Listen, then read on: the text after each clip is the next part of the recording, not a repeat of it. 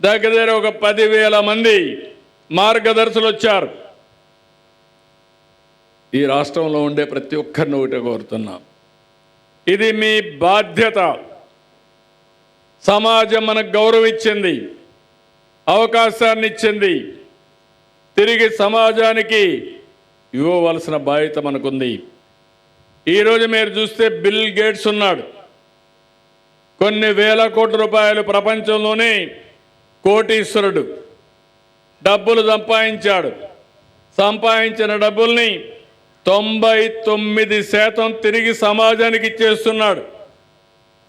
మొన్నే వేదాంత ఒక పెద్ద కంపెనీ 75% తిరిగి సమాజానికి ఇచ్చేస్తున్నారు. ఇలాంటివన్నీ కూడా ఈరోజు మన ముందర కనపడుస్తున్నాయి. కడాన మిగిలేది మీరు సమాజానికి ఏం మంచి చేశారో అదే శాశ్వతంగా మిగులుతుందని చెప్పి కూడా నేను మీకు తెలియజేస్తున్నా. ఈరోజు ఎన్నో ఇబ్బందులు ఉన్నాయి. 10 లక్షల కోట్ల రూపాయల రాష్ట్రానికి అప్పులున్నాయి.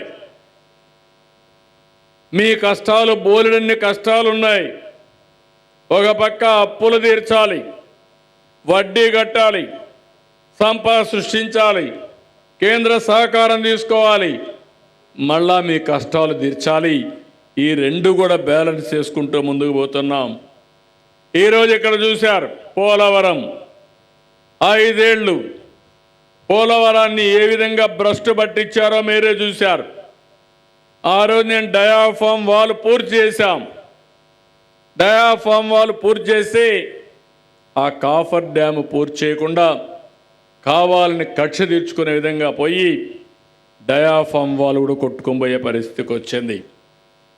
ఈరోజు మళ్ళీ దాని మీద శ్రద్ధ పెట్టాం. భగవంతుడు మళ్ళీ నాకే అవకాశం ఇచ్చాడు దాన్ని పూర్తి చేసే అవకాశం. అందుకే శ్రద్ధ పెట్టాం. రామానాయుడు గారిని చాలా క్లియర్గా చెప్పాను, ఎట్టి పరిస్థితుల్లో 2027కి జాతికి అంకితం చేసే బాధ్యత మనం తీసుకుంటామని చెప్పాను.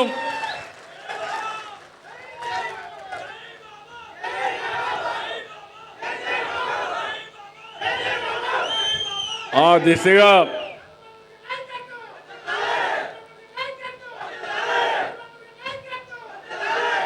దిశగా అడుగులేస్తున్నాం. విదేశ నిపుణులు కూడా పిలిపించాం. ఎందుకంటే ఈ ప్రాజెక్టు మామూలు ప్రాజెక్టు కాదు. ఓసారి ఉధృతంగా వరదలు వస్తాయి. దేశంలో ఎక్కడా రాని విధంగా 50 లక్షల క్యూసిక్స్ వరద వచ్చే ఏకైక ప్రాజెక్ట్ ఈ ప్రాజెక్టు. అలాంటి ప్రాజెక్టు కానీ ప్రమాదంలో పడితే చాలా సమస్యలు వస్తాయి. డిసెంబర్కంతా డయాఫామ్ వాళ్ళు పూర్తవుతుంది.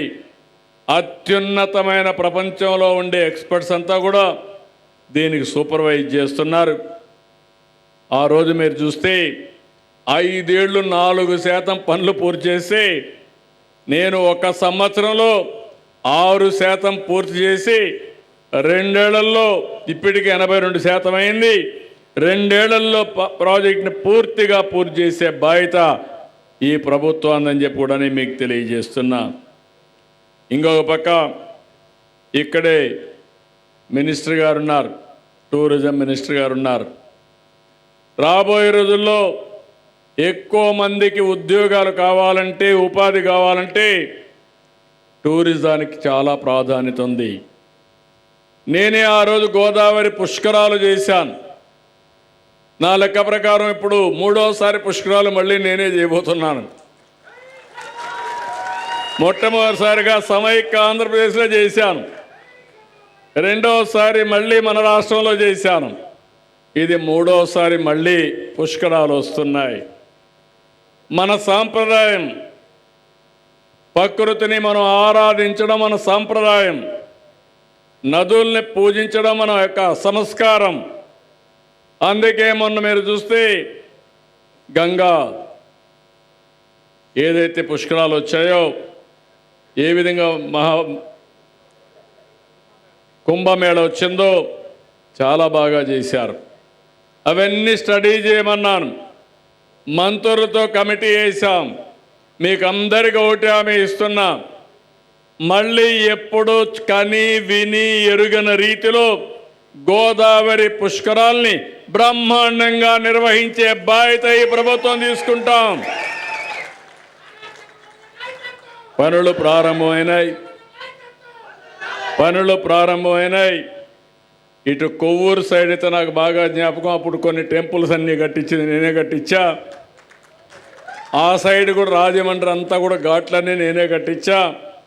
ఇప్పుడు రిపేర్ చేయడమే కాకుండా అదనపు బ్యూటిఫికేషన్ కూడా చేసి ఏం చేయాలనో అవన్నీ చేసే బాధ్యత తీసుకుంటామని చెప్పి కూడా నేను మీకు తెలియజేస్తున్నా. ఇంకో పక్కన టూరిజంలో మొన్నే కేంద్ర మంత్రి గారు పవన్ కళ్యాణ్ గారు ఇక్కడ బీజేపీ అధ్యక్షులు అందరూ కలిసి 95 కోట్ల రూపాయలు విలువ చేసే ప్రాజెక్టులకి శంకుస్థాపన చేశారు. తొందరలోనే ఒక మీటింగ్ పెట్టుకొని ఏమేం చేయగలుగుతామో చేసి, ఎందుకంటే దీనికంటే మించిన ప్రదేశం ఉండదు. గోదావరి ఒక పక్క, ఇంకో పక్క మీరు చూస్తే కడియం నర్సరీ, ఇంకో పక్క చూస్తే పోలవరం నుంచి భద్రాచలం వరకు పాపికొండలు. ఇంత బ్యూటిఫుల్ ప్లేస్ ఎక్కడా ఉండదు.